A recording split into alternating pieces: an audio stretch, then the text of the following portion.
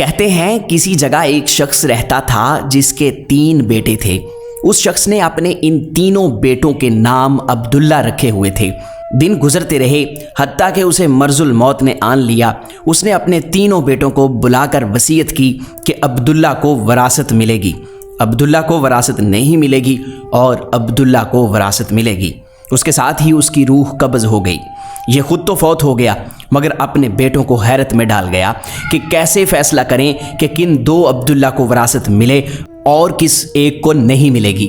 تینوں نے فیصلہ کیا کہ شہر جا کر قاضی سے اپنا مسئلہ بیان کریں اور اس سے کوئی حل مانگیں۔ تینوں اپنے زادِ راہ کے ساتھ شہر کے لیے عازم سفر ہوئے۔ راستے میں انہوں نے ایک ایسے شخص کو دیکھا جو اپنی کسی گم شدہ چیز کو تلاش کرتا پھرتا تھا۔ ان بھائیوں کے پوچھنے پر اس نے بتایا کہ اس کی اونٹنی گم ہو گئی ہے جسے وہ تلاش کرتا پھر رہا ہے۔ ایک عبداللہ نے پوچھا، کیا تیری اونٹنی ایک آنکھ سے کانی تھی؟ اس آدمی نے کہا، ہاں ایسا ہی تھا۔ دوسرے عبداللہ نے پوچھا، کیا تیری اونٹنی ایک ٹانگ سے لنگڑی تھی؟ تو اس آدمی نے جلدی سے کہا، بالکل صحیح، میری اونٹنی واقعی ایک ٹانگ سے لنگڑی تھی۔ تیسرے عبداللہ نے اونٹنی کے مالک سے پوچھا، کیا تیری اونٹنی کی دم کٹی ہوئی تھی؟ تو اس نے خوشی میں کہا، بالکل ٹھیک، میری اونٹنی کی دم بھی کٹی ہوئی تھی۔ بس اب جلدی سے بتا دو میری اونٹنی کہاں ہے؟ تینوں عبداللہ نے مل کر جواب دیا، باخدا ہمیں آپ کی اونٹنی کے بارے میں کوئی علم نہیں، ہم نے اسے ہرگز نہیں دیکھا۔ اونٹنی کا مالک ان کی یہ بات سن کر غصے سے پاگل ہو گیا۔ اس نے فیصلہ کیا کہ ان تینوں کو کھینچ کر قاضی کے پاس لے جائے گا۔ اسے پورا یقین تھا کہ اس کی اونٹنی کو یہ تینوں ذبح کر کے کھا چکے ہیں اور اب اپنے جرم کو چھپانے کے لیے جھوٹ بول رہے ہیں۔ اونٹنی والے نے جب تینوں کو اپنا ارادہ بتایا تو انہوں نے کہا، ہمیں کوئی اعتراض نہیں، کیونکہ ہم خود بھی قاضی کے پاس ہی جا رہے ہیں۔ جب یہ چاروں قاضی کے پاس پہنچے تو اونٹنی والے نے قاضی سے اپنا قصہ بیان کیا۔ قاضی نے ان تینوں سے کہا، جس طرح تم تینوں نے اونٹنی کی نشانیاں بتائی ہیں، اس کا ایک ہی نتیجہ نکلتا ہے کہ اونٹنی تم تینوں کے پاس ہے۔ بہتر ہے کہ تم اپنے جرم کا اعتراف کر لو۔ پہلے نے کہا، جناب عالی، ہم نے اونٹنی تو نہیں دیکھی تھی، ہاں البتہ اونٹنی کے آثار ضرور دیکھے تھے۔ جب میں نے اسے کہا تھا کہ تیری اونٹنی ایک آنکھ سے کانی ہے تو میں نے دیکھا تھا کہ راستے کے ایک طرف کا گھاس خوب چرا ہوا تھا مگر دوسری طرف کا ویسے ہی باامان موجود تھا۔ اس کا ایک ہی مطلب تھا کہ اس شخص کی اونٹنی ایک آنکھ سے کانی رہی ہوگی۔ دوسرے عبداللہ نے کہا، میں نے دیکھا تھا کہ راستے میں 3 قدم تو گہرے لگے ہوئے ہیں جبکہ چوتھا قدم زمین پر معمولی پڑا ہوا تھا، جس کا مطلب بس اتنا ہی بنتا تھا کہ یہ جانور لنگڑا بھی تھا۔ تیسرے عبداللہ نے کہا، اونٹ جب راہ چلتے ہوئے اپنا گوبر گراتے ہیں تو دم سے ادھر ادھر بکھیرتے ہیں، جبکہ ہم جس راہ سے آئے تھے وہاں پر گوبر ایک ہی لائن میں سیدھا گرا ہوا تھا، جس کا ایک مطلب ہو سکتا ہے کہ اونٹنی کی دم کٹی ہوئی ہے جو اپنا گوبر دائیں بائیں نہیں پھیلا پائی۔ قاضی نے بغیر کسی دیر کے اس آدمی کی طرف دیکھا اور کہا، تم جا سکتے ہو، تمہاری اونٹنی ان لوگوں کے پاس نہیں ہے اور نہ ہی انہوں نے اسے دیکھا ہے۔ اونٹنی والے شخص کے جانے کے بعد ان تینوں بھائیوں نے قاضی سے اپنا قصہ بیان کیا، جسے سن کر قاضی بہت حیران ہوا۔ ان تینوں سے کہا کہ تم آج کی رات مہمان خانے میں ٹھہرو، میں کل تمہیں سوچ کر کوئی حل بتاؤں گا۔ یہ تینوں مہمان خانے میں جا کر ٹھہرے تو انہوں نے محسوس کیا کہ ان کی نگرانی کی جا رہی ہے۔ کچھ دیر کے بعد ان کے لیے کھانا لایا گیا جو گوشت کے پکے ہوئے سالن اور روٹیوں پر مشتمل تھا۔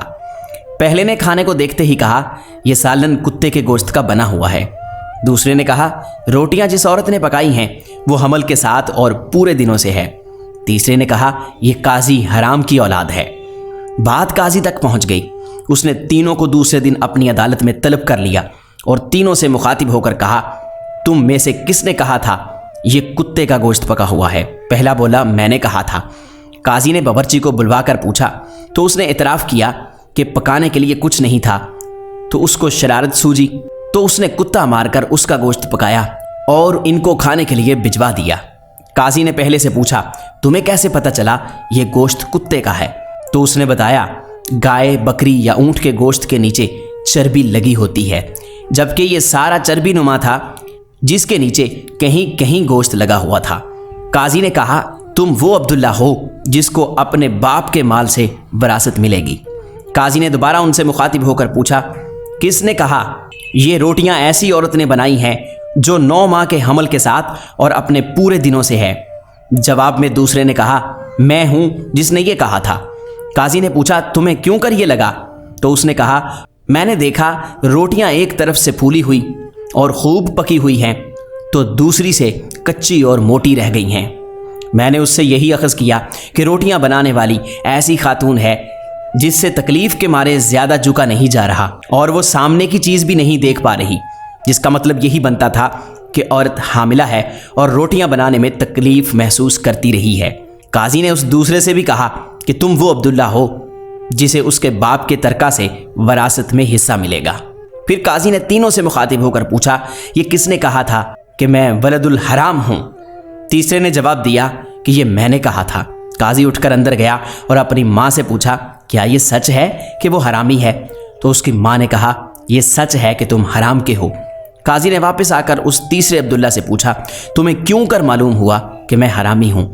तो उसने जवाब दिया, अगर तुम हलाली होते तो मेहमान खाने में हम पर निगरान ना मुकर्रर करते, ना ही कुत्ते का गोश्त पकवा कर हमें खाने के लिए भिजवाते और ना ही कच्ची रोटियां किसी मजलूम औरत से बनवा कर हमें खिलवाते। काजी ने उसे मुखातिब करते हुए कहा कि तुम वो अब्दुल्ला हो जिसे उसके बाप के माल से विरसा नहीं मिलेगा। तीसरे ने हैरत के साथ काजी को देखा और पूछा, मगर ऐसा क्यों है? काजी ने कहा, क्योंकि एक हरामी ही दूसरे वलदुल हराम को ठीक ठीक पहचान सकता है और तुम भी मेरी तरह हराम की औलाद हो। वरासत पाने वाले दोनों अब्दुल्ला अपनी माँ की तरफ लौटे और दरियाफ्त किया कि हमारे तीसरे भाई का क्या माजरा है। तो उनकी माँ ने कहा कि तुम्हारा बाप एक बार सुबह की नमाज पढ़ने मस्जिद गया तो उसे दरवाजे पर रखा हुआ पाया था। उसे घर लाया, उसका नाम भी तुम दोनों जैसा अब्दुल्ला रखा और उसकी परवरिश की। जी, तो ऐसी होती हैं अरबों की हकायतें जिनमें हिकमत के दर्स भी होते हैं।